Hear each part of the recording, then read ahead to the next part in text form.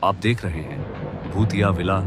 दोस्तों, अगर आप चैनल पर नए हैं तो चैनल को सब्सक्राइब जरूर कर लें और साथ ही वीडियो को लाइक करके नीचे कमेंट बॉक्स में अपनी राय जरूर दें ताकि हम आपके लिए ऐसी ही भूतिया घटना और ला सके। तो चलिए बढ़ते हैं आज की कहानी की ओर। दोस्तों, यह तब की बात है जब मैं स्कूल के दोस्त अजय के साथ रत्नागिरी जा रहा था।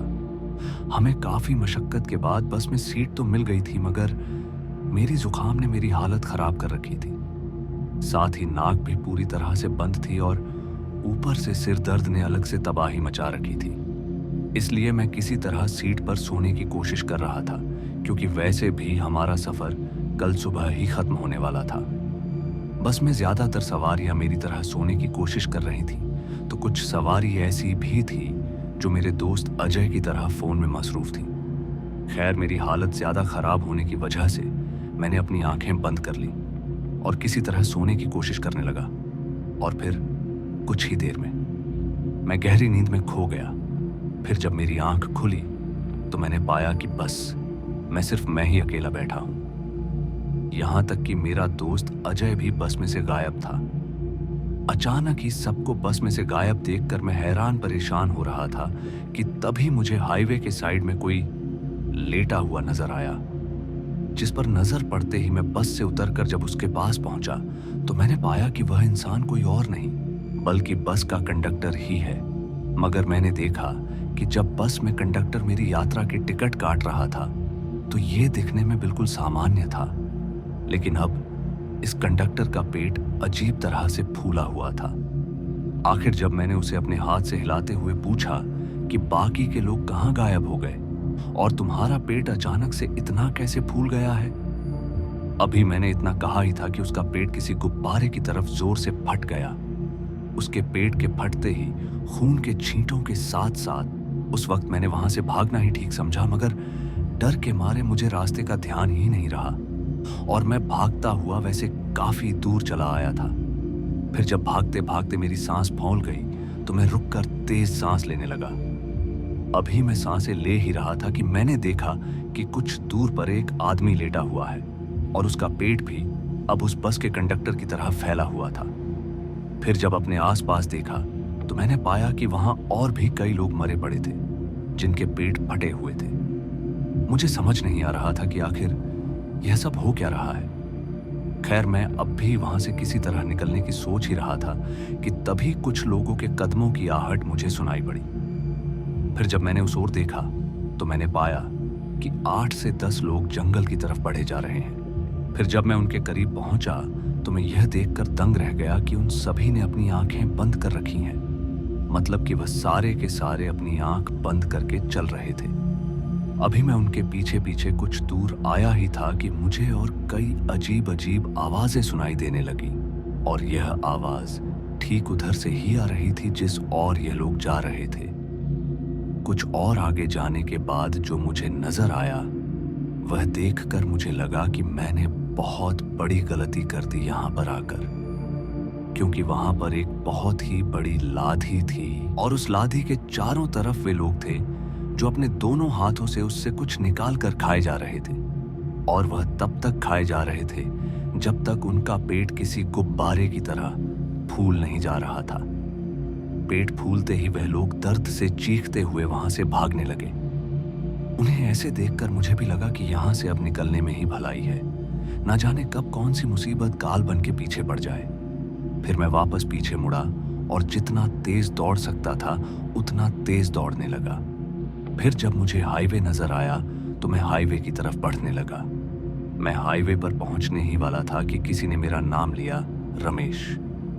अपना नाम सुनते ही मैं रुका और अपने आसपास देखने लगा। तभी मुझे एक जगह पर थोड़ी हलचल होती दिखाई दी।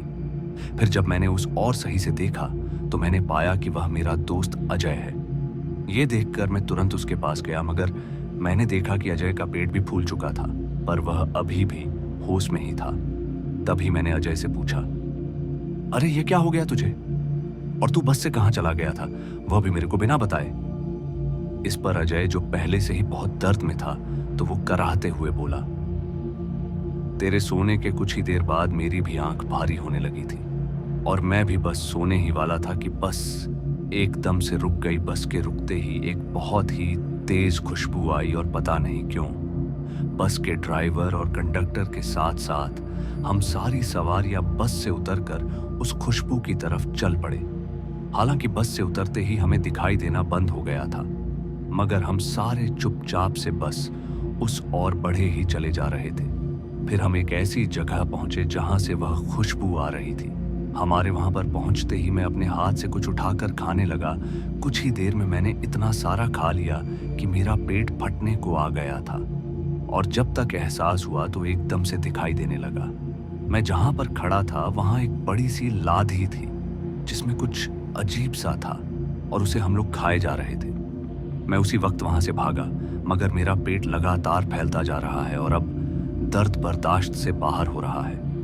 लगता मेरा पेट कभी भी फट जाएगा। अजय की बातें सुनने के बाद मैं इस सोच में पड़ गया कि वह खुशबू मुझे क्यों नहीं आई, जबकि बस में तो मैं भी था। मगर हो सकता है जुकाम से मेरे नाक बंद हो, इस वजह से ना आए। खैर, तभी मैंने अजय से पूछा, क्या वह खुशबू अभी आ रही है तेरे को? इस पर अजय ने अपना सिर हिलाते हुए कहा, हाँ, इससे पहले तेरे को भी वह खुशबू अपना शिकार बना ले, तू यहां से निकल जा। मैं अजय को छोड़कर जाना तो नहीं चाहता था, मगर मैं कुछ कर भी तो नहीं सकता था। अगर मैं वहां पर रुकता तो मेरी भी हालत पागलों की तरह हो जाती है। इसलिए मैं वहां से भागा।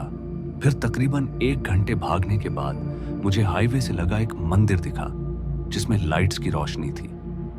मैं थका हारा उस मंदिर के पास पहुंचा। मेरी किस्मत अच्छी थी कि मंदिर में पुजारी जी भी थे। उन्होंने मुझे हैरान परेशान देखते ही पहले तो बैठने को कहा, और फिर जब मेरी सांसें नॉर्मल हुई तो उन्होंने पानी देते हुए कहा, क्या बात है, तुम बहुत ही ज्यादा परेशान दिखाई पड़ रहे हो। इस पर मैंने उस मंदिर के पुजारी जी को सारी घटना विस्तार से सुना दी। मेरी बातें सुनने के बाद पुजारी जी बोले, तुम्हारी किस्मत सच में अच्छी रही होगी कि तुम्हारे तेज बुखार और जुकाम के चलते उस खुशबू का पता नहीं चला, नहीं तो यकीनन औरों की तरह मृत्यु को प्राप्त हो गए होते। जहां से तुम भाग कर आ रहे हो वहां कभी पूरा गांव बसा करता था, मगर उस घमंडी जमींदार के चलते सारा गांव एक ही रात में खत्म हो गया। पुजारी जी की बातें सुनते ही मैंने उनसे पूछा, पर ऐसा क्या किया उस जमींदार ने जो सारा गांव एक ही रात में खत्म हो गया? इस पर पुजारी जी ने आगे बताते हुए कहा, एक बार की बात है जब जमींदार ने एक बहुत ही बड़ी दावत रखी थी जिसमें उसके बहुत बड़े बड़े साथी शामिल हुए थे। सब कुछ अच्छे से हो गया था, मगर अगली सुबह उस जमींदार ने रामू को अपने घर पर बुलाया। रामू एक हलवाई था जिसे जमींदार ने पिछले रात की दावत बनाने की अपनी पूरी जिम्मेदारी दी थी। रामू के हाजिर होते ही पहले तो उस जमींदार ने उसे बहुत भला बुरा कहा और उसके सारे कपड़े उतार के उसे पूरे गांव में यह कहकर घुमाया कि उसकी वजह से उसके बिरादरी में नाक कट गई, क्योंकि दावत का खाना बेस्वाद बना था।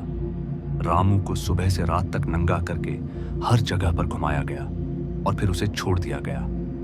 रामू अपने साथ हुए इस व्यवहार से बहुत ही ज्यादा दुखी और शर्मिंदा हुआ और उसने वह गांव छोड़ दिया। मगर ठीक 6 महीने बाद वह एक बार फिर लौट कर आया, मगर इस बार वह बिल्कुल बदल चुका था। उसे देखकर ऐसा लग रहा था कि वह कोई काली शक्ति का पुजारी हो। जिस रात वह गांव पहुंचा उसी रात वह गांव के बीचों बीच कुछ पकाने लगा। कुछ ही देर में उस चीज की खुशबू गांव में फैलने लगी और धीरे धीरे करके वह खुशबू पूरे गांव वालों को वहां पर खींच लाई, यहां तक कि उस क्रूर जमींदार को भी। फिर सब गांव वालों ने इतना खाया कि सबके पेट फूल कर फट गए और इस तरह रामू अपने साथ हुई बदसलूकी का बदला ले लिया।